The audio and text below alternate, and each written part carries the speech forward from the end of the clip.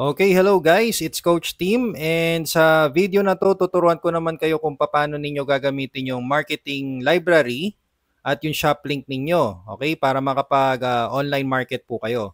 So ito po ang gamit natin ay ang account ng isang starter entry. Ayan, makikita po ninyo dito. Ayan, naka-starter siya. So kahit starter ka, pwede ka pa ring pwede ka direct selling. Yan para kumita ka dito araw-araw kung gusto mo. And ang maganda kasi dito kay Seacrest, since drop shipping po yung service natin, hindi mo kailangang magtanggap ng pera. Okay? So hindi mo kailangan magtanggap ng pera. But it depends on you kung marunong si customer mo mag setup ng payment, then pwedeng-pwede, no? So pwedeng-pwede na lang nilang gamitin yung shop link mo. Pero kung hindi sila marunong mag-setup ng payment, then mag-usap na lang po kayo kung paano. Ayan, okay? So ito po, nandito tayo sa dashboard natin, okay? Sa dashboard ng member natin.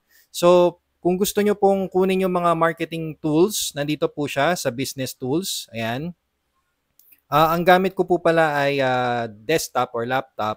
So kung kayo po ay gumagamit ng cellphone, pindutin nyo lang po yung tatlong bars ulit. Okay, yung tatlong bars na nasa upper left.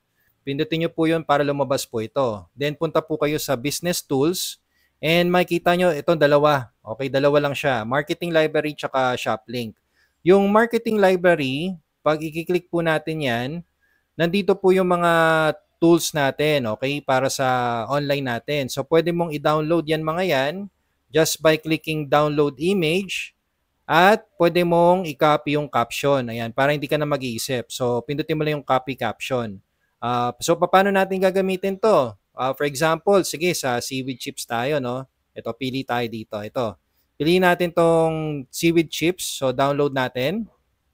Ayan, download image. Ayan, magda-download siya.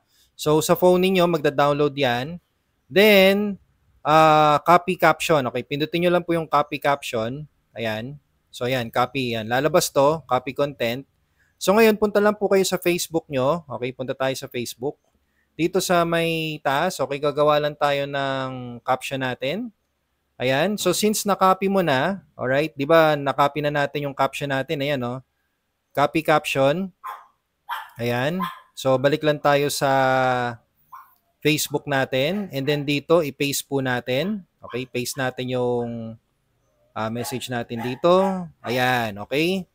Then, dito sa image, yan, photo or video, click nyo lang po yan.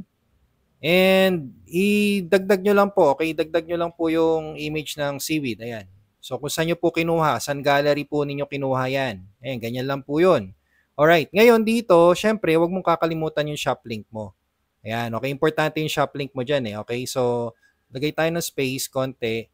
And saan makukuha yung shop link? Ayan, dito po yan makukuha. So, punta po kayo sa dashboard po ninyo. And dito sa business tools, nandito yung shop links mo. Ayan, click nyo lang po yan. And andito po siya. So, ako, I prefer na ito po yung gamitin ninyo, yung standard retail with members price. Para makita po ni client mo, ng mga viewers mo, kung magkano yung members price. Para if ever na i-click nila yon or makita nila yon, at least baka gusto nila magpa-member, di ba? So dito sa shop links mo, pwede mong i-edit. Okay, pwede mo i-edit yan. So click mo lang yung edit, tapos pwede mo ilagay yung URL, bagong URL name mo. So mag-isip ka lang, kunwari gusto mong seaweed shop, yan, seaweed shop. Okay, yan. Pwedeng ganyan. So, ikaw bahala kung ano gusto mo para unique yung URL mo. Tapos, dito sa Facebook URL, ilagay mo dito yung Facebook link mo. Okay? Or Facebook page mo. Ikaw maglalagay niyan. Alright? So, since ibang may-ari nito, okay, ibang may-ari. So, cancel ko muna. Pero pag okay na po yan, meron kang Facebook URL, yung Facebook link mo, at binago mo rin tong link mo, yung name ng link, save changes mo lang. Okay? So, kakanceling ko muna to. Yan. Makikita naman natin to. I-click lang natin to, view shop. Okay, tingnan natin kung ano itsura. So, ganyan itsura niya. Yan, okay? Kaya, napaka-presentable po ng natin, shop site natin. Actually, yan pa lang po yung product. So, for now, okay, pero soon dadami po yan. And madali lang po umorder. Okay, and nandiyan naman po yung information. Kunwari, chips yung bibilin niya. Pwede niya pindutin tong learn more at lalabas po yan. So ito po yung sinasabi ko sa inyo. May retail price po siya. And members price, yan. Kaya kung makikita niyo yung members price, baka mapaisip siya na, mas mura pala maging member, di ba? So magpa-member na lang kaya ako. Di ba? Kaya ito po yung sinasuggest ko. Yan, okay? Nandiyan na rin information niya. Ayan. Add to cart, buy now. Okay? And price comparison, nandito din po. Okay? Ayan, oh. Alright? So, 99 pesos kapag mag-wholesale ka. Pag 50 plus ang bibilin mo, 50 plus chips, 99 pesos na lang po yan. Ayan. Tapos may mga testimonials pa tayo. Okay, so ganyan po itsura niya. Alright, so balik lang tayo. Okay, balik tayo dito sa ating link or sa ating tutorial. So ngayon, ang gagawin natin, i-copy natin to kasi ilalagay natin sa post natin. Alright, so pipindutin natin tong copy link. Ayan, copy link. Ayan, copied na, di ba? Nakalagay, copied. Okay, balik tayo kay Facebook. And dito, lagay mo lang, okay, click link. Ayan, click link to purchase. Ayan, okay, ganyan lang po. Ganyan kadali, alright? So, space lang natin.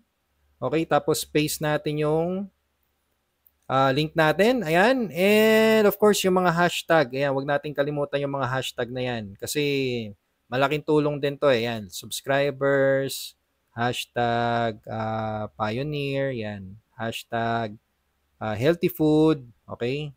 Hashtag seaweeds, yan, lagyan natin yan, okay. Then, ayan, pag okay na po, post nyo lang, and that's it. So, ganun lang po kadali, no? Ganun lang po kadali mag-marketing dito kay Seacrest. Kaya, if I were you, you can do this, okay? Anytime, anywhere. Pwede mo i-send yung shop link mo sa mga friends mo, okay? Para doon na sila bumili. So, balikan natin to. Basta copy lang po yan and then paste sa messenger ng kausap mo. Okay, ganun lang po kadali ha. So for this training, sana may natutunan ka. Again, ito po yung tungkol sa library, marketing library natin and sa shop link para matuto po kayo mag-post and share. Okay, so yun, maraming salamat. And again, thank you for watching. See you future millionaires and have a good day po. Bye-bye!